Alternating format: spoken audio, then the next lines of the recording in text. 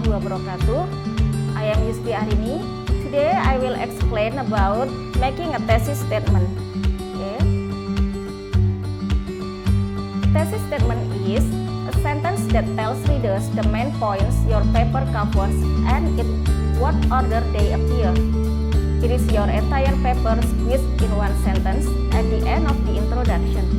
Jadi thesis statement itu satu kalimat saja yang memberitahu pembaca atau menyampaikan kepada pembaca main points atau ide-ide utama dari esai atau paper kita yang kita bahas di esai kita dan bagaimana nanti urutannya.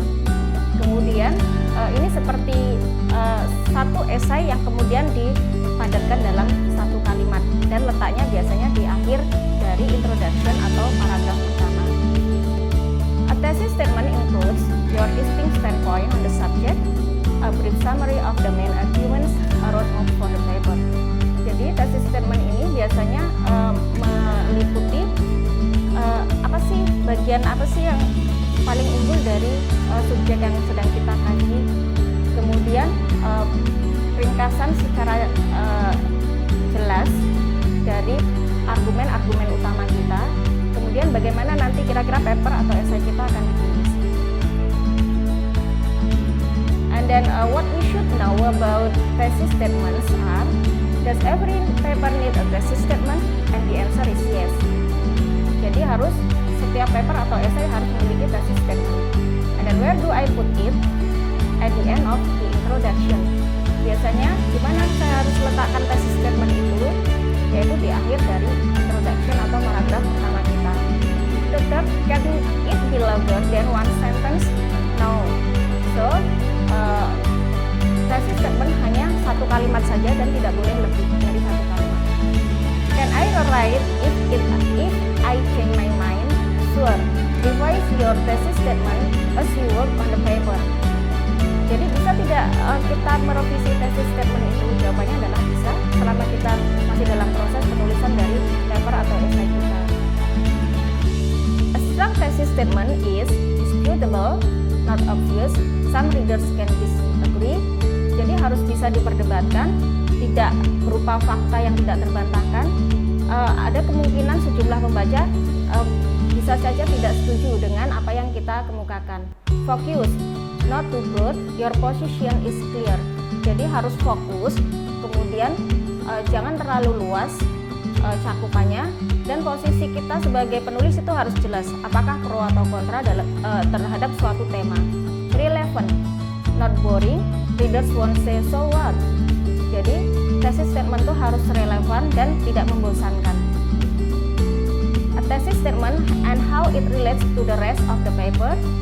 A thesis statement should answer the question how and or why, provide the logic of the paper, cover the entire paper.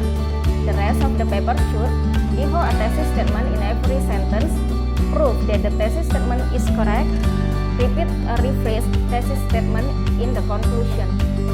Jadi thesis statement itu harus menjawab pertanyaan bagaimana dan mengapa, kemudian menyediakan atau memberikan logika berpikir dalam esai atau paper kita atau artikel kita, kemudian mengcover keseluruhan paper atau esai kita. Kemudian setelah itu di akhir dari paper atau esai kita harus ada kalimat-kalimatnya itu harus mengulang kembali thesis statement atau memunculkan thesis statementnya. Kemudian membuktikan bahwa thesis statement kita itu benar. Kemudian mengulangi lagi thesis statement kita dalam bentuk kalimat yang lain atau parafrase di kesimpulan. 5 groups of never used words, personal pronouns, uncertainty qualifiers, extremism symptoms, vague formulations, obvious exaggeration. Jadi 5 kelompok kata yang tidak boleh digunakan di suatu thesis statement. Ada personal pronoun, misalkan I, you, we. Kemudian uncertainty qualifiers, make, maybe, perhaps. Ada extremism symptoms, misalkan everything, all, none, always, never. Kemudian ada vague formulation atau kata-kata yang sifatnya ambigu, misalkan some, kind of, somewhat. ada obvious exaggeration, life saving misalnya best of the best, jadi seperti meninggi-ninggikan sesuatu. And then 6 groups of must-use word, ada sources of information, 6 kelompok kata yang harus digunakan. Pertama, sources of information, misalkan studies review, jadi kajian terdahulu. Kemudian research source, hasil-hasil penelitian terdahulu. Realistic views, misalkan many, significant, most. And then characteristics, misalkan primarily, frequently, often. Ada clear explanation, misalkan because, thus, for, due to, since. Ada relationship atau hubungan, for example impact, influence, tendency, contribute to. And then active verb atau kata kerja aktif, for example demonstrate, illustrate, identify, elucidate, present, inform, reveal, show, express, justify, convey. 10 common mistakes in thesis statement, declaration of topic. Yang pertama yaitu 10 kesalahan umum dalam membuat thesis statement. The first is declaration of topic, jadi deklarasi topik, misalkan similarities of society, and then questions. Jadi kadangkala thesis statement dibuat dalam bentuk pertanyaan, misalkan are there similarities between cultures? And then the third, Captain Obvious, overeating is bad for health. Kemudian yang keempat, the fourth one, falling between two stools. Sometimes this can happen, but sometimes it can. Jadi penulis seperti tidak yakin dengan argumennya sendiri dan berdiri pada dua sisi gitu. Kemudian the fifth one, too many words, keep it brief, up to 25 words actually. Terlalu banyak kata dalam satu kalimat, harusnya maksimal 25 kata. Making post, I'm going to discuss this paper will analyze the purpose of my paper is. Jadi ada penulisan tujuan dari esai tersebut, itu seharusnya tidak usah. And then the seventh one, random list.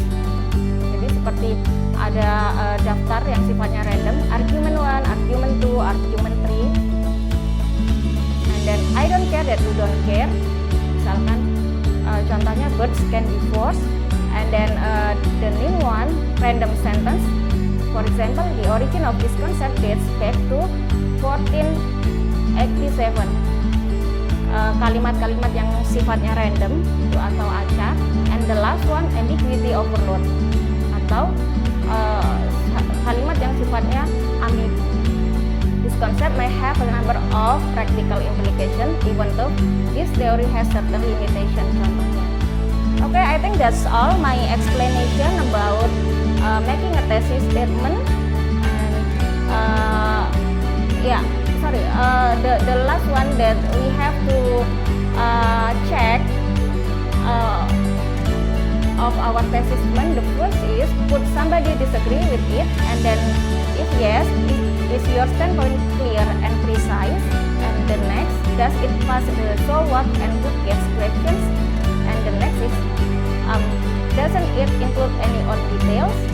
And then, does it tell everything your paper will cover in brief? And then the next, does it answer the question how and why? Check it for must use and never use word. Nah, kalau di semua yang sudah disyaratkan dalam skema ini sudah tercapai, maka tesis statementnya bisa dikatakan bagus.